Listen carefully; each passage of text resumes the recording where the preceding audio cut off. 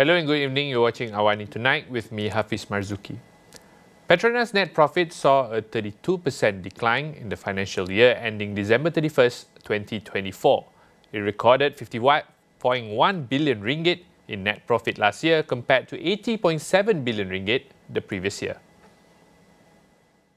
The national oil company said this was in line with lower average realized prices and favorable tax adjustments in 2023. In a statement, it said profit was also impacted by the unfavorable realization of the foreign currency translation reserve following the divestment of Engen Group. Revenue stood at 320 billion ringgit, down 7% from the 343.6 billion ringgit recorded the previous year. The 2024 revenue only included 5 months of Engen Group's financial results until its divestment in May 2024. Petronas President and Group CEO Tengku Tan Sri Muhammad Taufik Aziz said the company remained committed to long-term resilience and financial discipline despite market challenges. He added that Petronas would continue to focus on portfolio diversification, cost rationalization, and strategic partnerships for sustainable growth. A new search for Malaysia Airlines flight MH370 has begun in the Indian Ocean. It is the latest effort made to locate the aircraft that vanished 11 years ago.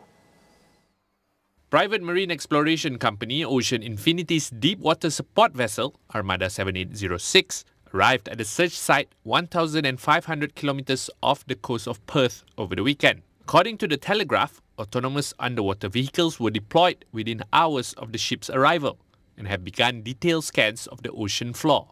The search will cover an area spanning 15,000 square kilometers over 6 weeks, with a focus on 4 hotspots where researchers suggest the remains of MH370 may be located. However, it is predicted to be a complicated effort due to current weather conditions and topography of the ocean's floor. Transport Minister Anthony Loke announced last December that Ocean Infinity would be tasked with resuming the undersea search for the plane. Should the wreckage be found, the company is seeking a $70 million fee, same as the proposal it made in 2018.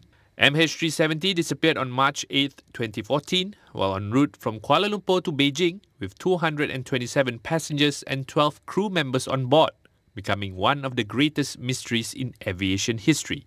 Ocean Infinity's initial search effort in January 2018 covered a 25,000 square kilometer area but ended 6 months later without success. Prime Minister Datuk Seri Anwar Ibrahim has assured that the Urban Renewal Bill will preserve Malay reserve land while facilitating urban redevelopment.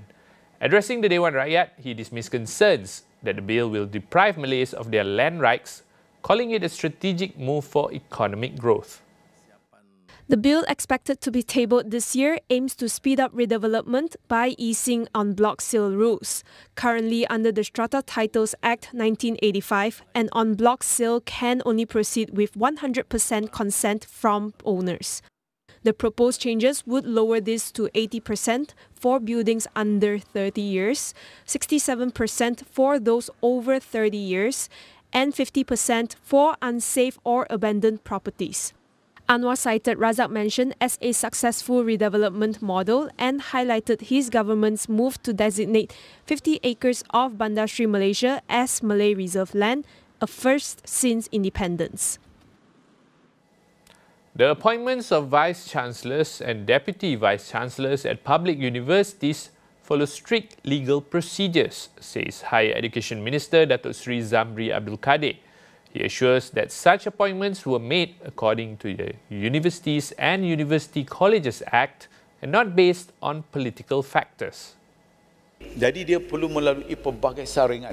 Maksudnya menteri tidak boleh sewenang-wenangnya melihat seseorang itu, ada yang mengatakan ini kartel politik lah ataupun dengan permainan politik, tidak boleh. Kerana dia perlu mengikut tata caranya. The government has announced a subsidy for local white rice aimed at supporting low-income households. Starting March 1st, a total of 24 million sacks of rice will be made available to the public, priced at just 26 ringgit for a 10-kilogram sack.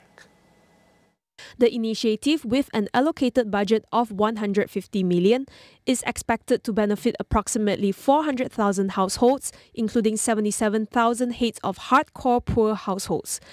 However, to ensure the rice reaches the intended recipients, each family will be limited to purchasing 2 sacks per month. The Padi and Rice Regulatory Director General Datuk Badrul Hisham Muhammad said that the program is designed to create a win-win situation for all stakeholders, from paddy farmers to consumers. The project, which will begin on the first day of Ramadan, aims to stabilize rice prices while also addressing food security concerns. A special directive will be issued to retailers to prevent misuse of the subsidy, and officials will monitor distribution closely. The rice will be sold at 36,000 licensed retailers with a special sale event in Kedah on February 27, where 20,000 sacks will be available. We'll go for a short break. Stay with us.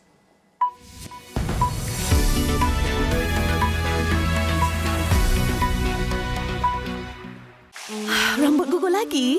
Macam mana Gunakan Pantene Baharu dengan provitamin mikro yang meresap dan menguatkan rambut dari dalam. Rambut 10 kali lebih kuat terhadap rambut gugur. Pantene Baharu. Di era digital, pemasaran bukan hanya tentang penjualan semata-mata. Penceritaan menarik, jadi kekuatan dalam membina hubungan perniagaan, tingkat pengetahuan, perkasakan perniagaan anda. Saksikan segmen JWSME dalam program Awani Pagi dan Niaga Awani setiap Isnin hingga Khamis di saluran 501. Dibawakan oleh penaja utama jelajah JWSME, Unify Business, rakan digital pilihan anda.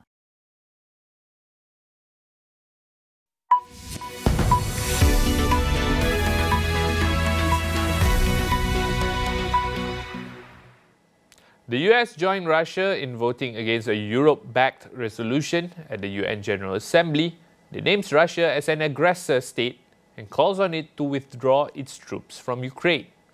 A total of 93 countries supported the resolution, while 8 nations, including the US, Russia, Israel, and North Korea, opposed it.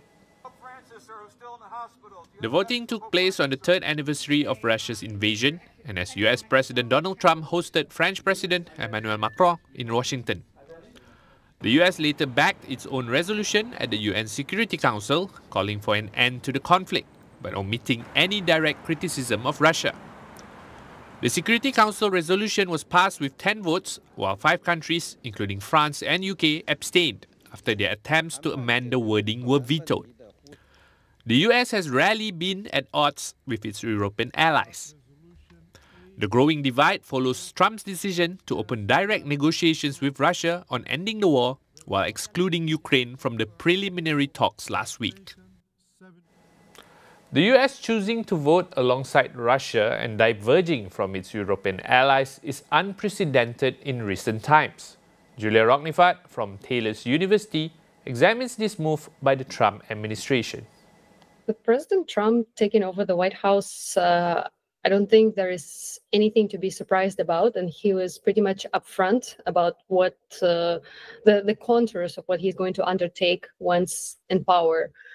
So in this context, which is broader than just the conflict between Russia and Ukraine, it's rather the movement not as much away from the US allies, in particular the European partners, but towards an agenda which was set by Donald Trump even before he was sworn in as the president of the United States.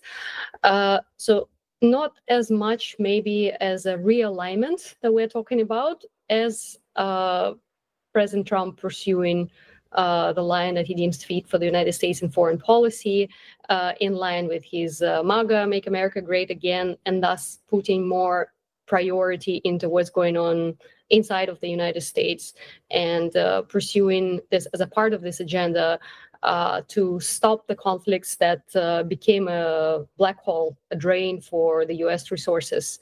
And it seems to be returning back to the priorities of his first term, which at the same time returns us to countering China, expansion of Chinese economic influence, also influence in security and military terms. Now, smaller nations, such as those in Southeast Asia, have typically been at the mercy of major powers, often having to balance competing interests and influence. Julia assesses the risks of ASEAN being pressured into taking sides in the supposed growing divide between the US and Europe.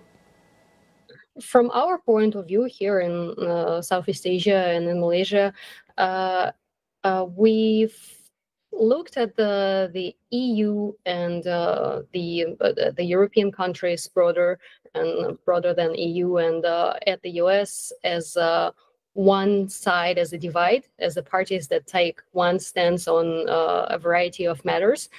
And for us, it's been rather a divide between, and sometimes the necessity of choice, or we were forced to choose in between the US and China. So this kind of a fallout between the European nations and the United States doesn't seem to concern us so much as the upcoming, or rather the returning divide between the US and China. Therefore, it seems to be a return of more or less familiar terms and settings.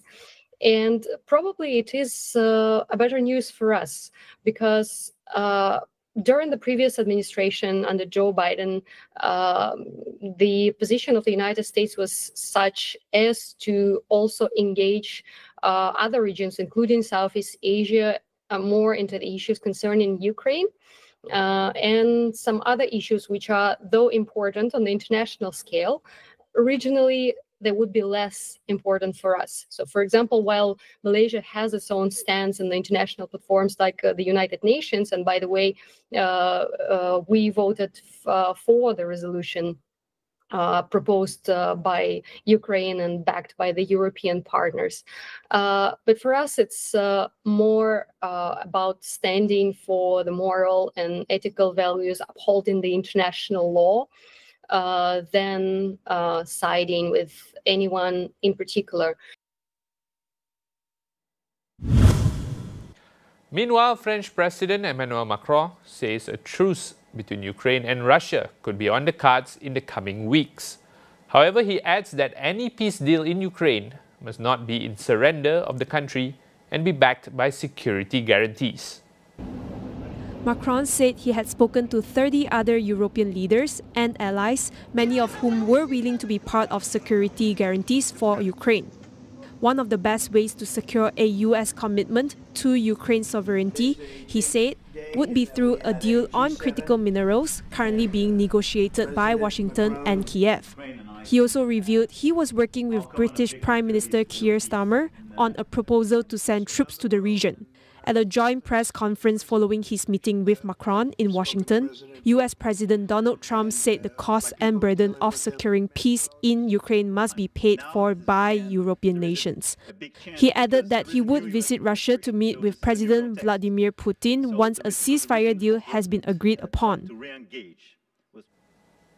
Now that wraps up AWANI Tonight. Check out our web portal, keeping you informed on the critical events shaping our world, all in one place at international.astroawani.com. That's all for now. I'm Hafiz Marzukhi. Thanks for watching and good night.